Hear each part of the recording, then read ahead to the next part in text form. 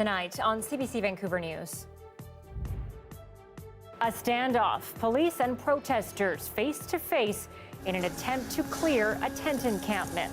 Just really shameful.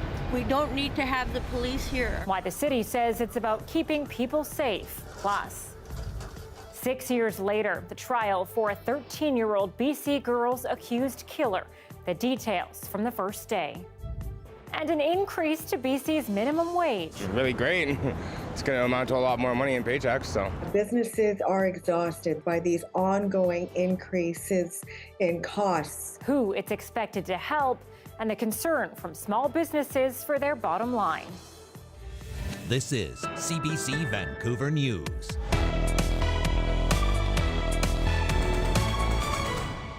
Good evening and thanks for joining us. I'm Anita Bathe.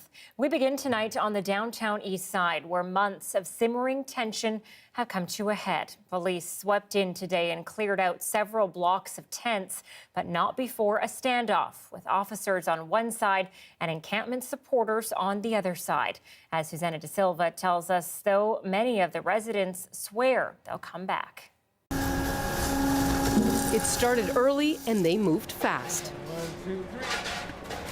It was expected, but unexpected because it was pretty freaking early. Streets were blocked, dump trucks moved in, and people living in the encampment had to clear out. What was left behind, trashed. Cressy Poirier has been living here for 2 years. Make sure that it's all clean, make sure that there's a pathway for the people, the elders. So they left us alone until today.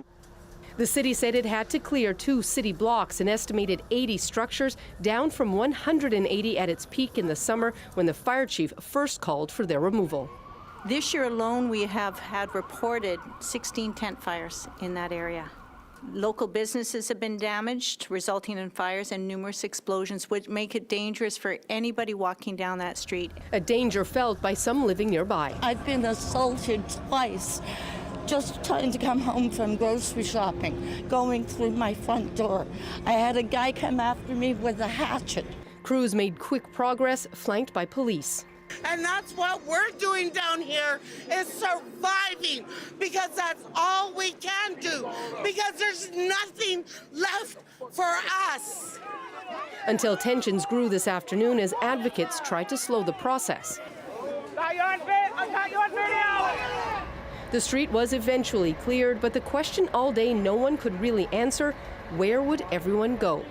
All they're required to do is give them a card to go to housing. We have no housing. There is no housing. A fact the city acknowledged. And the odds of us being able to provide 100 shelter spaces today, we couldn't commit to that. And it's a fact those here know too well. Smarten up, quit wasting money. Like, get us a home. Where are you going to go? Probably out back. I wait a day or two and I'll come right back. Susanna De Silva is on the Downtown Eastside now. Susie, what's happening there at this point? Well, Anita, we're here at Main and Cordova, and so city crews actually continued down Hastings Street and then turned down Main. So we're actually near the old police headquarters here, and they are continuing. You see all the city crews are still here, the dump trucks, all the trucks. They have continued to make their efforts to clean off the streets as they made their way down to Main Street. They're all stopped right now. There's still one of the tents on the sidewalk here, believed to be a resident inside there, as they are trying to get all of these structures off. There are still also a number of advocates who are here, who are opposed to the efforts by the city and by the police today, who are here trying to make a stand because they don't believe what the city is doing right now. Now, I did also walk up Hastings just a moment ago, and the street is clear of structures, but a lot of people who've moved back. The open marketplace along Hastings is back. There are still some structures, some people who didn't completely clear the area that are still there, but the efforts here continue on Main Street. Susanna De Silva on the Downtown Eastside tonight. Thank you. And our Leanne Young was down there earlier today and now takes us behind the chaos of the scene to further understand the division in the area. It's been a couple of hours since police and city engineering services have started removing the tents along East Hastings here, and there's obviously a very large presence. You can see the cops still behind me. Tensions running very high here on the downtown east side. And I've just actually spotted a city councillor, Pete Fry. He's of the Green Party, not part of Majority Council, which is CBC Vancouver, where the mayor is from. I think it'll be interesting to hear what he has to say. Let's head over. Did you come here to make sure everyone's being safe and treated equally? He was behind you. I just came down here to observe. He was behind you. He's denying it, not global guy. Really? That's what you wanted to do? Yes, I'm literally here to observe. Don't you want to find a solution so you don't have to come observe this once a year? Where do you think? I thought there was supposed to be equal housing for everyone, and I just took a little stroll down Hastings like my plan was, and I found out that there's no one handing out BC housing applications. All right, well, that's part of why I'm here then. If there's nobody being I thought you were here to make sure everyone was treating equal. So you've seen the anger. What are you going to say back to the mayor? We're wasting money. Why is not the mayor here? This is what he wants. He wants all the cameras. I'm here to sort of observe, find out what people are saying, what's happening. Exactly. If we're finding housing for folks. Right. What are you going to take back to city council from this then? Well, I'm going to check with our staff and make sure that in fact there is that part of the operation, that housing, shelter for folks is being observed. Right. That So we are creating a safer situation for some of the stuff that we're seeing. We know that there's been an uptick in fires and violence, and those are kind of issues that we do also have to address. But do you think shelters that have bed bugs, that have bullet holes in the walls, 100%. that have and no frankly, running that's water? the case with a lot of SROs as well. Exactly. Right? So is that I was just at an adequate illegal housing? eviction of an SRO just around the corner. There are so many systemic problems with housing in the downtown east side in the city of Vancouver that we as a city can't solve alone. So that's why we're working with BC Housing, working with the province. We're here, where were we? Columbia and East Hastings. What we just saw with Councillor Pete Fry come down here, people really angry, understandably. And now it looks like police are moving down the street and are expecting more things to clear. Are you going to pack up your tent, you think? How come? Why? That's where I live. I'm not going. Where else am I going to go? If I depack it up, I'll put it right back again. Can I ask you where you're going to bring all your stuff to now? Don't know. Don't know? Probably go to the alley. Probably go to the alley? Until they're gone. Where was your tent before? Right here? Yeah. Did you think about sticking around? Do you think it was possible? Oh, I'm going to go to the alley, and when they're gone, I'm going to come right back here. I've been here since this place wasn't even here. I've been out here for 30 years. And do you see a solution out of this? Just get us a better place to live. You've got a business here in the heart of all of it. Yeah. And I see you've got your broom because you do try and keep the storefront clean. Yeah, exactly. The storefront and anything we can. Yeah, keep clean, and we you're try to. helping some very vulnerable people. You guys run a pharmacy here. And that's exactly the case too, right? Because we're actually a pharmacy for the community, so. And so, we're what out are here your helping. thoughts seeing all of this go down? It's tough. It's a double-edged sword, right? We obviously want to have the same respect given to us, so to keep the front clear, to not have to be fighting every morning. Yeah. And particularly a lot of our patients are trying to get off opiates, so when you have someone in front smoking and then swearing at you when you're just asking them to move. Oh, sorry. And although we do understand it, it's tough for us, right? Because we want to sympathize, but at the same time, we want to create a safe environment for our own patients. No one wants to see anyone be homeless, right? Of course, it's tough, but at the same time, if you're going to be camping out in front of a business, at least have the same sort of respect. Almost every morning, because we're actually the first pharmacy open in Vancouver, so we open at 6 a.m. So we're here at 5:30, and that's before there's really any police or anybody to sort of like circumvent any issues. And oftentimes we're like, getting into arguments first thing in the morning just to get inside. Right. So that's sort of been our big issue. Right. And we want to support it, but at the same time, right? Like, what do you do?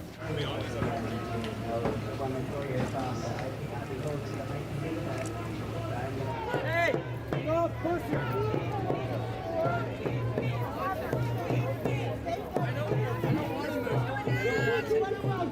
This is actually the cleanest that I've seen East Hastings in weeks, should be maybe months.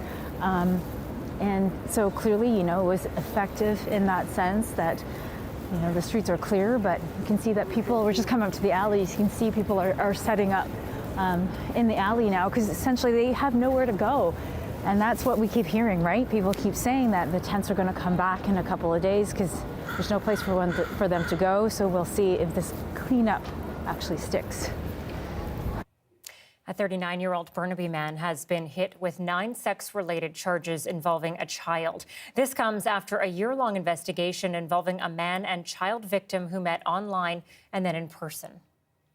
Adam Joseph Woolacott is charged with 5 counts of sexual interference of someone under 16, 2 counts of inviting a person under 16 to touch for sexual purpose, child luring, and making sexually explicit material available to someone under 16.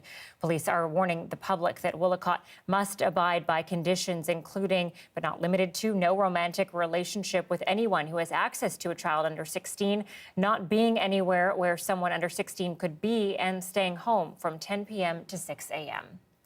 Well, BC's minimum wage is going up by just over $1 starting June 1st. The 6.9% increase reflects the average inflation rate in 2022. But as Mira Baines reports, some businesses say operating costs are becoming too much to bear, and they want help from the province. Every little bit counts. It's got to start somewhere.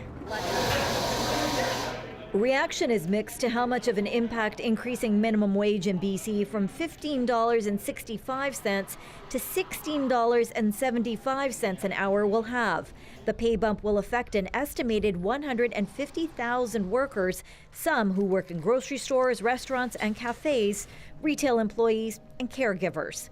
Maybe in small town, but in Vancouver it won't change the way you live your life. Labour Minister Harry Baines announced the increase of 6.9% in a Victoria coffee shop. Our government has promised to link future minimum wage increases to inflation, so wages keep pace in a predictable way for workers and businesses. The province says the public will hear more about any possible changes to legislate that next year. That's one of the options that we are looking at right now, and you will hear from me more on that in the future. Chamber of Commerce and advocates for small businesses say some will have a hard time dealing with the costs. It's going to be tough. So typically in a $1 million business, the labor cost would be $300,000 typically. And if you increase that by 7%, that's $21,000 extra for that small little business. There's concern rippling through the business community who want the province to help offset costs and provide support. So they're going to have to make last-minute decisions, last-minute cutbacks. They're going to have to adjust their pricing on their products and on their services. And eventually, that cost is going to have to be transferred to the consumer. Other businesses say low minimum wage benefits bigger international companies. Where these big corporations are coming from. Are they British Columbian companies or are they American companies coming into Canada and paying our people the least amount that they're legally allowed to pay them? After the increase goes into effect on June 1st, BC will be just behind Yukon and will have the second highest minimum wage in the country. Mira Baines, CBC News, Victoria. The cruise ship season brings in millions of dollars to BC every summer, but ships in port have long been a cause of pollution. Now the province is announcing a plan to install infrastructure in Victoria to allow cruise ships to access clean hydroelectricity. This funding will help plan, design, and deliver clean, renewable energy to cruise ships. And when completed, the new electrical supply will allow 2 ships docked at the terminal to connect to the shore power at once. The $9 million project will supply electricity to the Greater Victoria Harbour Authority's deep water terminal at Ogden Point. Shore power will significantly reduce greenhouse gas emissions and air contaminants in the region. It's estimated this year 320 cruise ships and approximately 850,000 passengers will dock in Victoria. Simon Fraser University's decision to cancel its varsity football program has sent shockwaves through Canada's football community. Most have been caught completely by surprise, but as Joel Ballard reports, some aren't ready to let the decades-old program end without a fight. In February, Samuel Richard packed up his life in Quebec and jumped on a plane for BC to start a new job as a full-time NCAA football coach at SFU. Now, he's packing up his office. I'm still trying to land on my feet, in the sense that it completely blindsided me. SFU is canceling its 53-year-old varsity football program, the only Canadian school playing in the NCAA. The university says it had no choice because it wasn't invited back to the Lone Star Conference it had been playing in. It's always been a dream of mine to coach NCAA. I left, well, everything. I left with a 16-kilogram bag and carry-on. The news is a massive shock to players, staff, and Canada's football community. Usually we can be engaged in a discussion about how we can save a program. In this case, there was none of that chatter. Richard says the impact on current and future athletes is huge. We have probably a 100 to 120 roster of player. Well, those spot of playing on a team won't exist anymore. That's opportunity for high school player out here in BC that just doesn't exist anymore. SFU says it asked U Sport, the governing body for university sports in Canada, if its football team could rejoin the league. But Mullins says SFU never filed an official application. If you want to maintain your program, you're putting the paperwork in. They never put a submission in to Canada West. They never put a submission in to U Sports. It was only a series of phone calls. The university has now confirmed it hasn't applied and doesn't intend to. The SFU Football Alumni Society has already launched a petition and has asked to meet with the university. We are going to do what we can to help the university and persuade the university to rescind that decision. He says the society is even considering taking legal action. As for Richard, he doesn't know his next step. For now, he's just trying to catch his breath after landing and losing his dream job in a matter of weeks. Joel Ballard, CBC News, Burnaby. Snagging swimming lessons is a challenge in most BC municipalities, and families in Surrey say it's become next to impossible. I usually try to put an alarm on about 8:50-ish so that I'm on the computer, just on my couch. I have my computer on my lap and trying to get myself kind of ready and geared up to to get my adrenaline going for what will be the checking in my children into swimming lessons. The City of Surrey estimates there will be around 30,000 swim lessons this year, an increase from last year, but still down from pre-pandemic numbers. People in the industry say the problem is staffing shortages of both swim instructors and lifeguards. Cities are also trying to solve the lifeguarding issue as well, not just the lack of instructors. I mean, there's the lack of lifeguards. So they're saying if you have both, fantastic. That's the ideal person. But to me, in my head, it shouldn't be like that. Due to the lack of lifeguards and swim instructors, only 3 of Surrey's city pools are fully functional. Well, it seems there's always a shortage of camping spaces in BC, particularly in the Lower Mainland. That's one of the reasons why Metro Vancouver agreed to spend $40 million to build a new campground on Bowen Island. But as Justin McElroy reports, the plan is now stuck in political wrangling. Bowen Island. It's a place with a ferry terminal, a tiny commercial core right next to the ferry terminal, and a tourism slogan that says, "Tell your friends it's awful here." And all of that is very important in understanding the biggest story on the island right now. It's not a bad project. It's just a new project, and it's a big project. That is Councillor Judith Getty. And the project is a $40 million park that Metro Vancouver announced they were going to create last year. One that would allow camping, which is hard to come by in the Lower Mainland. And that's where the problem is. The 2-lane road that goes to this area is a quiet residential place that, really can't handle any more traffic. That's one of the objections to camping. Another is that it will overwhelm the ferry service. Another is potential noise. All told, 1,300 people have signed a petition against camping, a big amount on an island of 4,000. And this matters because Bowen has to rezone the land from residential to camping to make it happen. And councillors like Getty say they want more time before making a decision. They should have known, or they should have been told that it was going to be something controversial, and Bowen rises to the occasion. They love that, everybody here is very well educated and has lots and lots of experience of speaking out, and we encourage that. Which is all well and good for Bowen. But Metro Vancouver is getting impatient. What would you prefer more? Would you prefer more public access to this land, or knowing that it's already been developed, or would you like to have it as residential? That is John McEwen, who has chaired the Regional Parks Committee through this process. He's optimistic a lot of the concerns can be managed, perhaps even with a direct ferry to the campground. But the deadline to purchase appears to be coming up at the end of the month. And he seems pretty firm that camping has to be approved for the project to move forward. $40 million is a significant amount.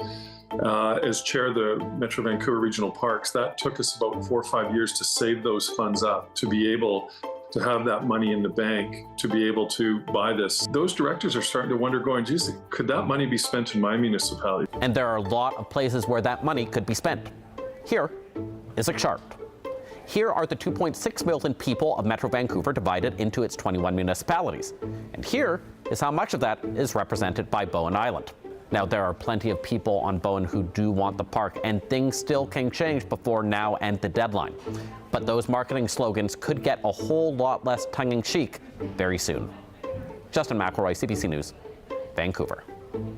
Spring has barely settled in, but already Metro Vancouver Regional District is looking towards summer, issuing water restrictions for homes and businesses, which come into effect May 1st. The district says it's to conserve water for the, quote, hot, dry months ahead.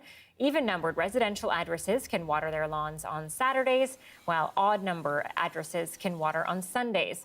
Businesses, meanwhile, are also asked to water 1 day a week, even numbers on Mondays, odd numbers on Tuesday. Johanna, it does seem a little bit early for water restrictions, especially with what's to come in the next couple of days. Yes, we've still got wet snow falling across parts of the south coast, hail for the interior earlier today. Yeah, very much early spring weather, but this is our new normal. You know, climate change has made our bumper seasons particularly more volatile, so it's harder to plan for the season ahead. Now, I do have some new information. The province recently released their April 1st snowpack data, which is one part of the puzzle when we're looking at the spring melt and summer drought and wildfire season. And snowpack is generally at normal for the province, which means that we don't have that additional factor pushing us over the edge. But it's going to come down to the weather in the next few weeks and months as we head into the end of spring. And we definitely are looking at more volatile weather. This rain event moving in right now, centered up towards northern BC, is bringing steady rain to the coast as we speak. This is going to be our story in Metro Vancouver for Thursday. All rain day event and breezy as well. Right now, we don't have rainfall warnings in place, but I'd keep my eye on the strait, especially if you are planning on traveling back and forth from the island, getting ready for the long weekend. We could see some ferry disruptions with winds gusting to over 80 kilometers per hour on the east coast, 90 on the west coast. So I'll keep you posted. But yep, Anita, those yellows, that's a 40 millimeter mark. It's going to be a wet Thursday. I've got the full long weekend forecast. This sounds good. And those ferry disruptions always seem to come on long weekends. I know, it's almost like it's science, but it's not. Yeah. Thanks, Joe. You're welcome. It's a new resource for survivors of domestic violence. After the break, we'll talk to one advocate about the legal supports that women in this province need and why they haven't gotten them until now.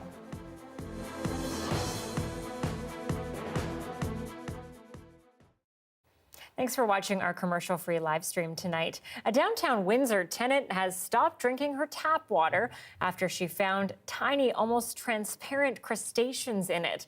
But as Jennifer LaGrasse reports, other organizations that have tested the water say it's clear. I was totally and completely stunned.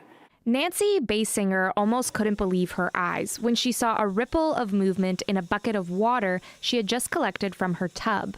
We thought they were tiny, tiny fish. I had no idea what they might be, but they were very active and happy. On February 12th, she reported the issue to the city, public health, Enwin, and her landlord, Skyline Living. Unable to get answers, she collected water samples and brought them to the University of Windsor's Great Lakes Institute for Environmental Research.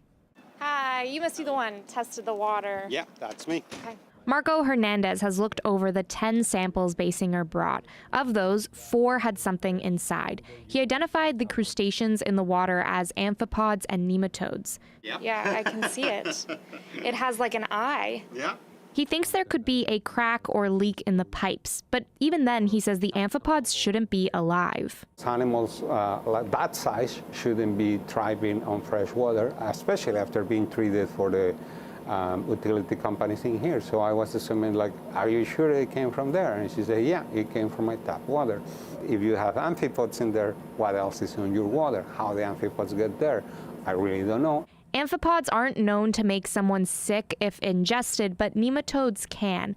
Basinger and 2 of her neighbors have since stopped drinking or cooking with the water. One of them says amphipods were also found in samples of her water. I've had nightmares about, drinking a glass of water and feel something crawling on my tongue. Yeah, it's terrible. Enwin says that it looked into the issue but didn't see a problem on its end. The city of Windsor, Skyline Living, and a third-party water testing company say that they've taken multiple samples throughout the building, and all of those have come back as normal. The city actually closed its investigation on March 20th. And the Windsor-Essex County Health Unit told me that it can't disclose complaints made to the organization. Basinger also tells me that they wouldn't give her details of what they looked into. She says that she's been frustrated by this process, that organizations have been slow to act, and that they've really kept her in the dark.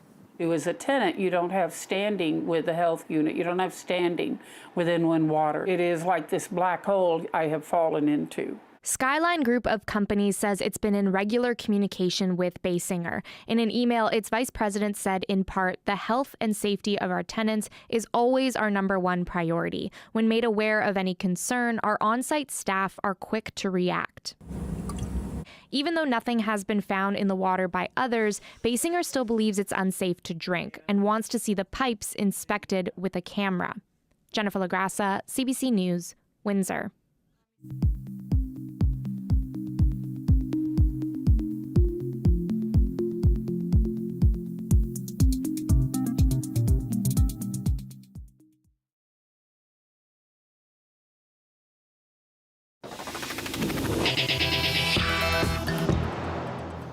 A Vancouver-based organization will now offer legal assistance to women who have survived domestic violence. The Justice Centre was launched by Battered Women's Support Services to provide legal services that take trauma, cultural background, and systemic barriers into account.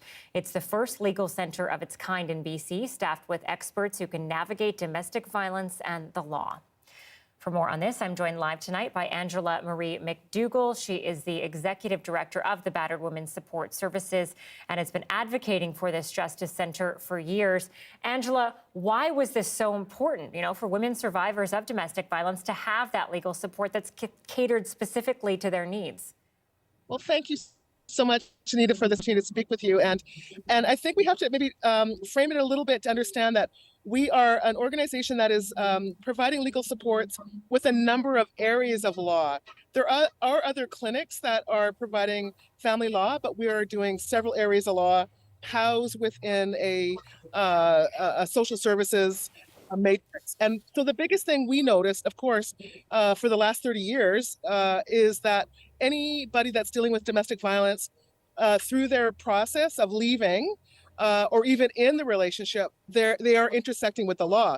That could be criminal law, it could be family law, immigration law, child protection, for example. And what we know is that there's been many cuts to legal aid and that there's a real lack of legal information and legal supports. And so we've been doing legal advocacy for 30 years, but this Justice Centre at BWSS is a substantial expansion of our services. And we're so excited to be able to provide this opportunity in order to meet the needs of survivors that access our service every day. Yeah, let's talk about those needs a little bit more. What specific, barriers do women of color and immigrant women face when they're navigating our legal system?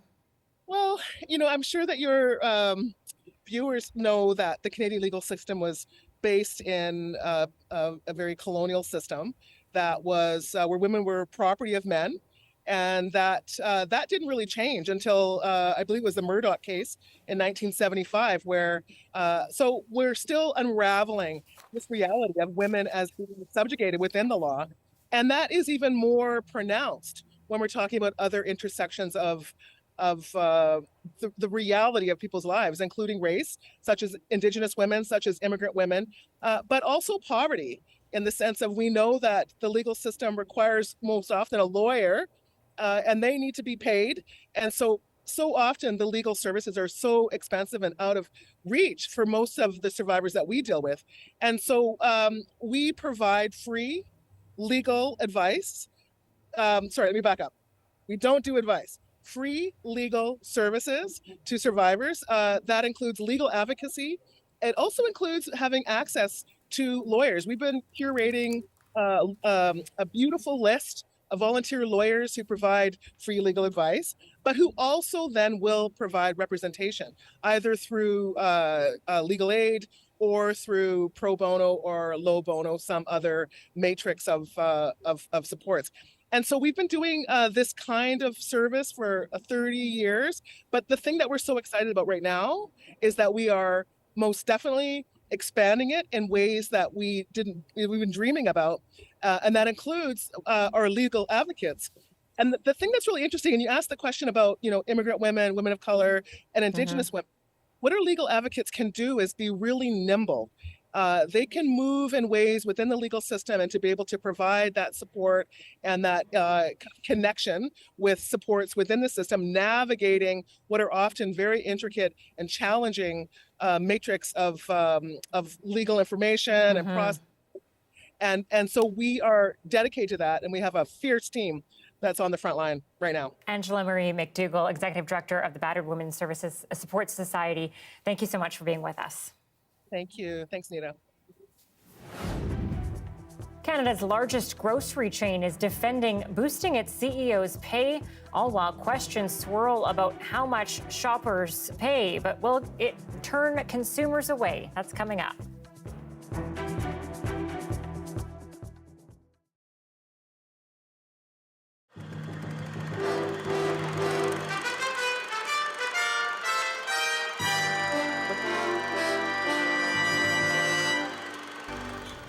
Good evening. 2 days, 2 leaders, and 1 big aid package. That pretty much sums up the Clinton-Yeltsin summit in Vancouver. The leaders of the United States and Russia engaged in a lot of give and take. Clinton did most of the giving, and Yeltsin did most of the taking. Clinton offered Russia more aid than expected, some $1.6 billion. And that had both presidents acting bullish about the future. Our coverage begins tonight with the CBC's David Halton. The summit ended with claims from both leaders that they were into a warm Boris to Bill kind of relationship and a far more solid partnership between the U.S. and Russia. In their final session, President Clinton promised $1.6 billion to help democracy and economic reform in Boris Yeltsin's Russia. We actively support reform and reformers and you in Russia. I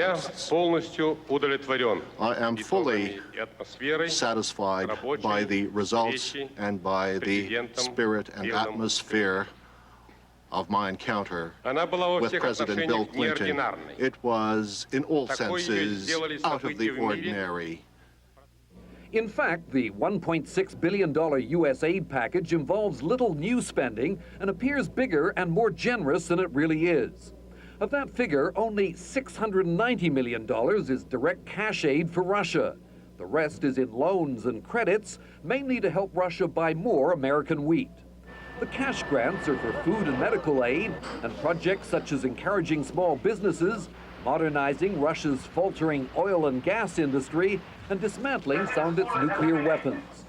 Unlike failed Western aid in the past, Clinton claimed, the money will get directly to the grassroots and not be lost in the bureaucracy.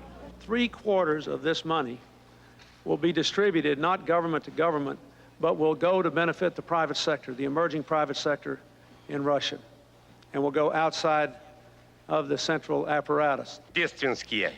So these are not Christmas presents, I put it to you. Not at all. This is policy and major policy making, I put it to you. But Clinton would only give Yeltsin vague assurances on one big complaint, that Russia is still hobbled by Western trade barriers that date from the Cold War. America was still treating us as though we were a communist country. We're prepared to compete, but compete honestly. Overall, today's Clinton aid package was an artful balance, just big enough to be credible, but not so big as to alienate too many reluctant American taxpayers. A far greater impact on Russia will be a coordinated Western aid package worth more than $20 billion that the group of 7 countries are trying to put together if, that is, Boris Yeltsin can survive.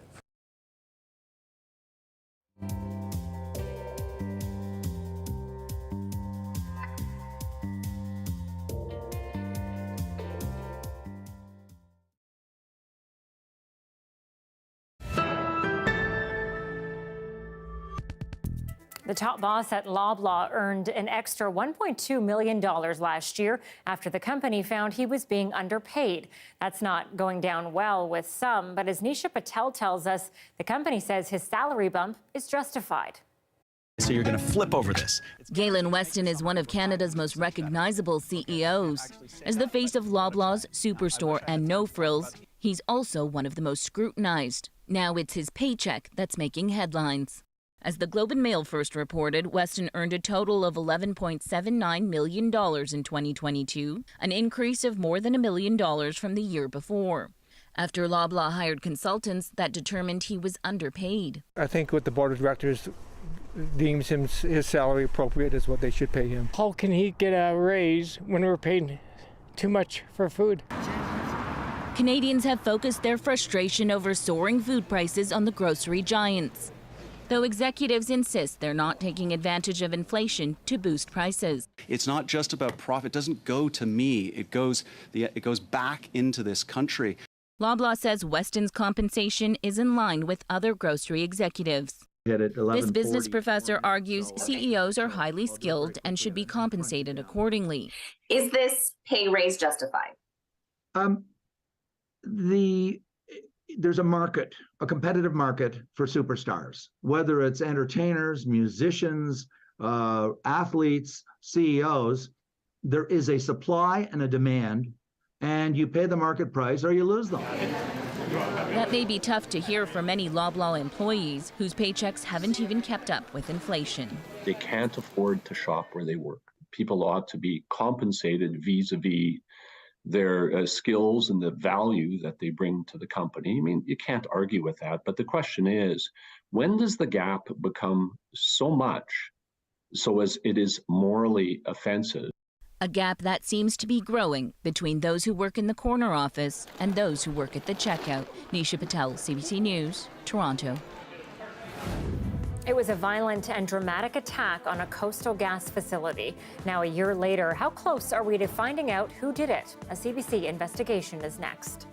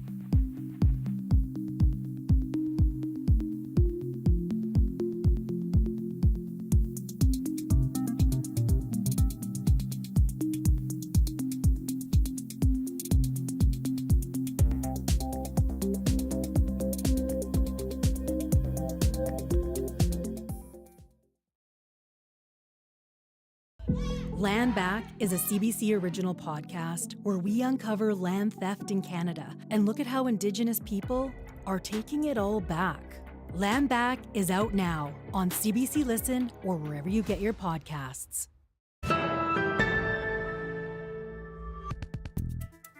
The trial of a man charged with killing a teenage girl in Burnaby almost 6 years ago began today with the accused saying he did not kill her. Ibrahim Ali is charged with first-degree murder in the death of a 13-year-old girl.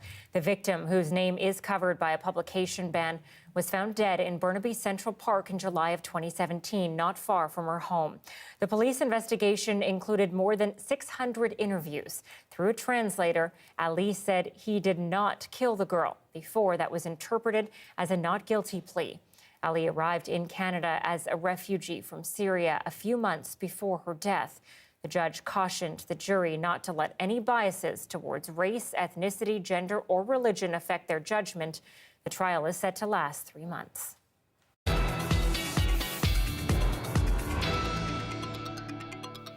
At least 5 people are dead after a massive tornado ripped through parts of Missouri early this morning. The twister caused widespread damage in some rural counties in the southeastern area of the state.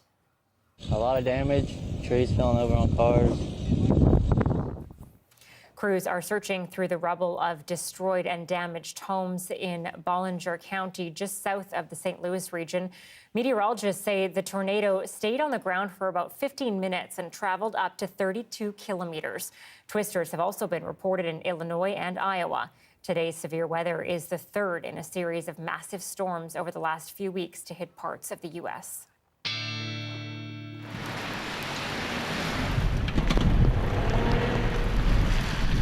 And the entire Ottawa-Gatineau region is under freezing rain and rainfall warnings. And transit officials in the nation's capital say the freezing rain caused a power problem for the city's light rail system.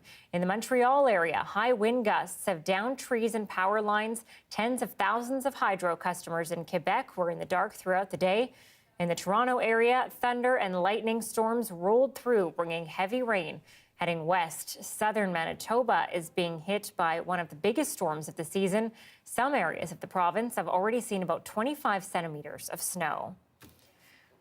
You know, Joe, I was going to say it feels like the year of wild weather, but actually these days, every year feels like there's something going on. So what is happening here? Yeah, it's so true. The seasons just keep on ramping up, it seems. And this system is so widespread. You know, all of those impacts you just mentioned, all part of this same big storm complex. But I have been tracking this storm tonight. I want to show you a snapshot of the live radar across the eastern half of the country. The pink you see, the pink and the purple on the radar, that's the freezing rain and the ice pellets. And I just checked. There are close to 1 million customers without power across eastern Ontario and southern Quebec. That's more than 1 in 3 homes are in the dark tonight in the eastern townships. So this is a big story for eastern Canada, and that freezing rain expected to continue through the overnight into Thursday morning. It's all that ice accretion as it falls through the warm layer sitting above the cold ground, freezing on contact. And as you mentioned, it's snow all the way back in through Manitoba. The same weather system really impacting a huge swath of the continent. So taking you to the west side, we do have our own storm to get through, not connected to this one, but a very different kind of weather maker for tomorrow. It's rain and gusty winds. Here's a look at the highs for tomorrow. So just below our seasonals of sort of 10, 11, 12 for this time of the year. It'll feel a little cooler, though, with the rain and the strong winds, and we'll be watching those winds on the island as well. So far, no warnings in place, just below warning criteria, but I wouldn't be surprised if we see some special weather statements tomorrow morning.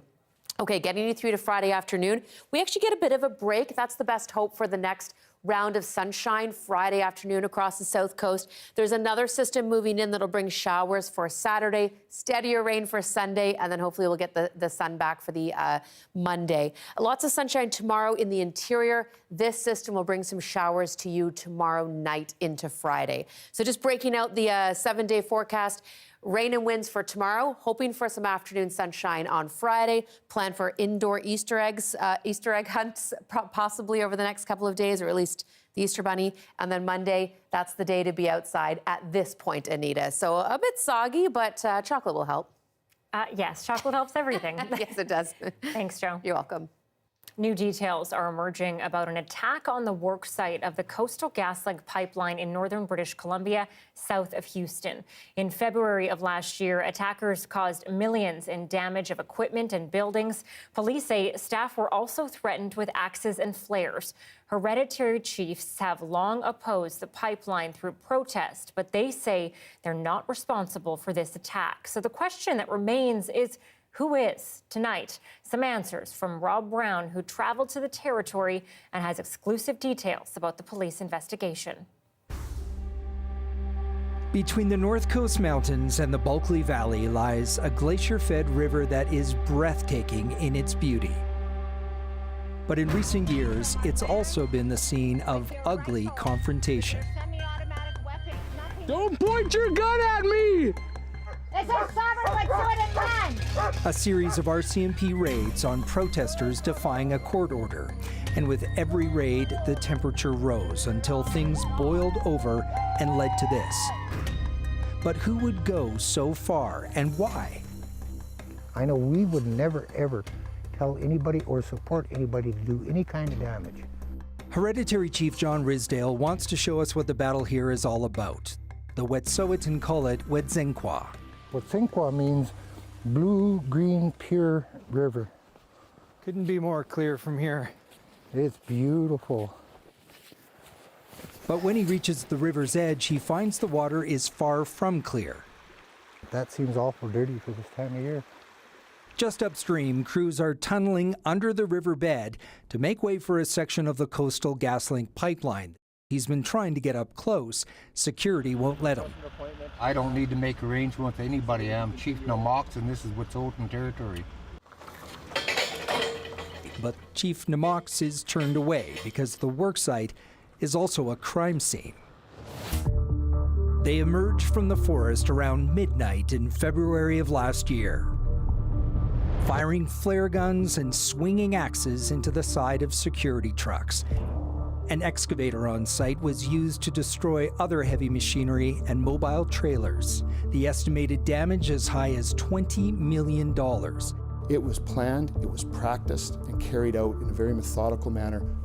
Chief Superintendent John Brewer is in charge of the Community Industry Response Group, or CIRG, an RCMP unit formed to police resistance to the pipeline and other projects like it. 8 months after the worksite attack, the CIRG was also targeted in a late-night arson attack. 4 RCMP vehicles and some others nearby destroyed. It wasn't always like this. For more than a decade, protests against the pipeline had been peaceful. But the last RCMP raid in the fall of 2021 marked a major turning point. For the first time in the conflict, the protesters were charged with criminal contempt of court. And at the same time, Coastal GasLink was finally able to ramp up operations here. That's when things turned violent down at the worksite. That was more than a year ago. RCMP had 40 investigators on the case, a $100,000 reward had been posted, and the attackers are still out there. How close are you to making an arrest, timeline-wise? I have been saying to my team, we are weeks away for the last few months, certainly before the new year.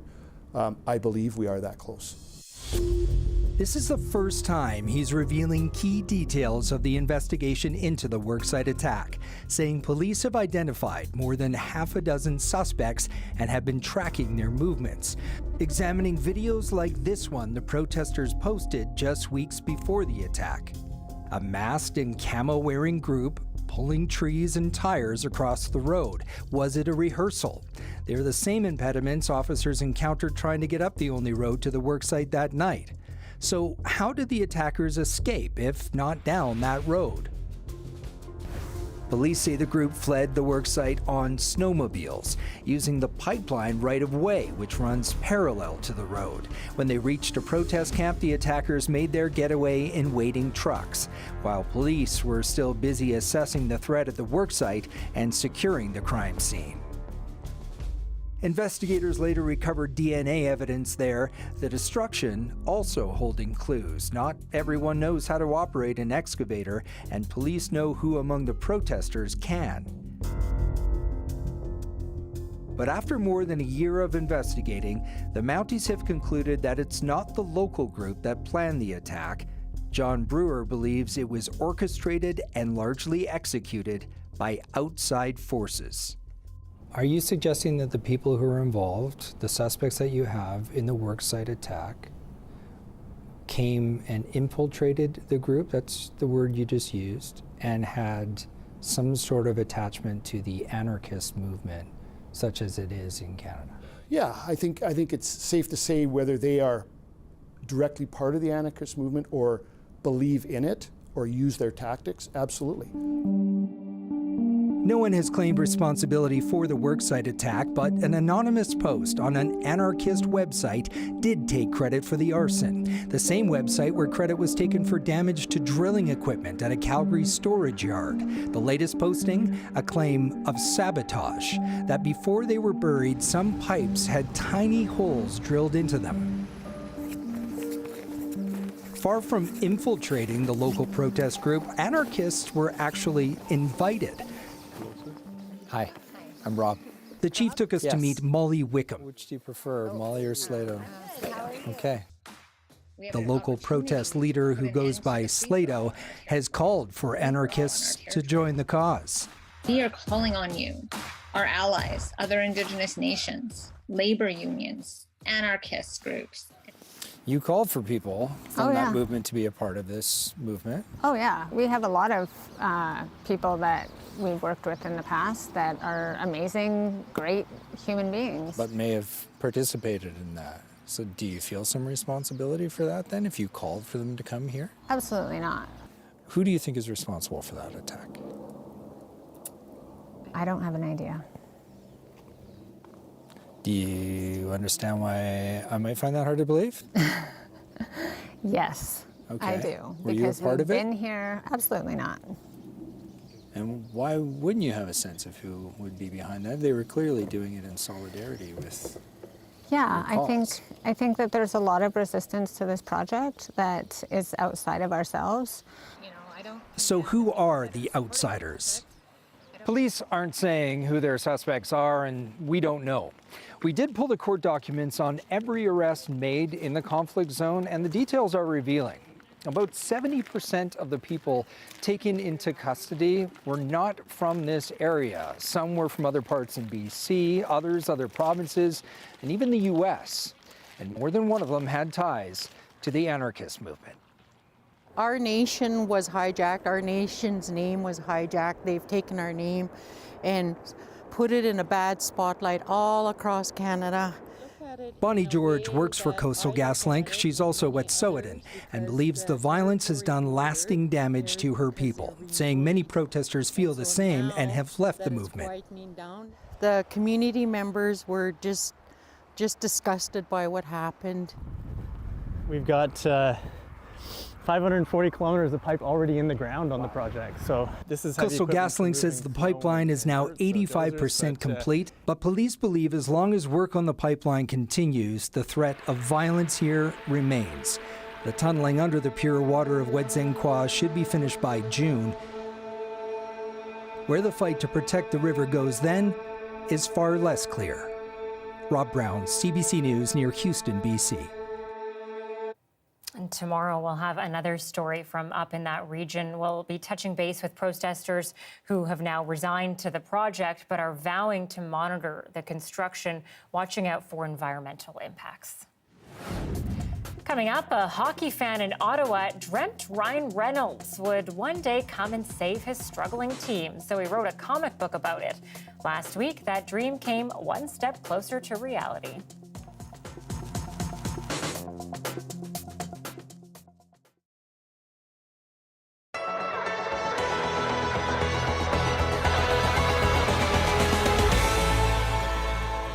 You would go inside the bubble Inside Doug Elsie's home hangs a picture he took 40 years ago as part of a controversial diving expedition. We lived underneath the ice at the magnetic North Pole in 1972. The sub-igloo was the first manned underwater station in the Arctic Ocean. Elsie was a commercial diving instructor at Seneca College at the time. The school, which was in its first year, provided crucial support for that project and has for several others since then. Seneca has been instrumental in its instruction and in formulating the standards that are across Canada. That's why Elsie was so shocked to hear the college is cutting the program. There is complete shock that this has happened within the whole industry across Canada. I can't believe it. It's like somebody flipped the light switch. I don't know who made the decision. They sure as heck didn't talk to us. The school trains commercial divers for work in fields like underwater construction, but also police officers and firefighters for rescue operations.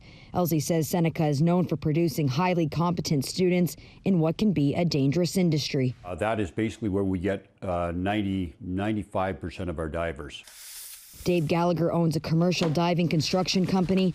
He says the industry is facing huge worker shortages while work is increasing, which he says historically forced employers to use divers who aren't trained properly. And they're going to get a lot more sport divers doing the work of commercial divers. They're going to be doing it illegally with not enough crew, and people are going to die. Seneca College says given the combination of the high operating and capital costs, the funding environment, and low student demand, we are unable to continue the program. The school would not answer any further questions about the decision. Current students will be able to finish the program. I think we have a quite large impact on how our province functions, simply due to how much water we're surrounded by. And it's really brutal that the program's going away. Diving experts say Seneca's decision contradicts Premier Doug Ford's promises to invest in skilled trades. And here is something that is golden, and they're pulling the plug on it. Whose idea was that? Meg Roberts, CBC News, Toronto.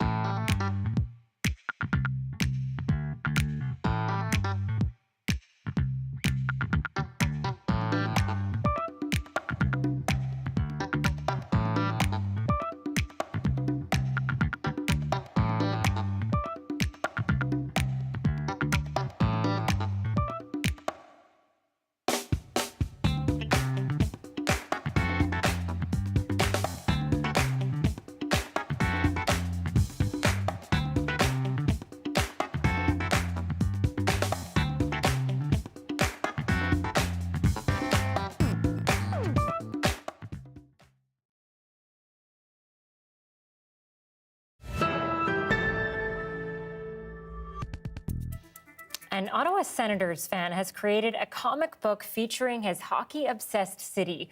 It stars a knight in shining armor with a hockey stick. Ryan, the Bold, talks as fast as he skates. And as we hear from Sana Choi, this paperback hero looks a lot like Canada's other favorite Ryan.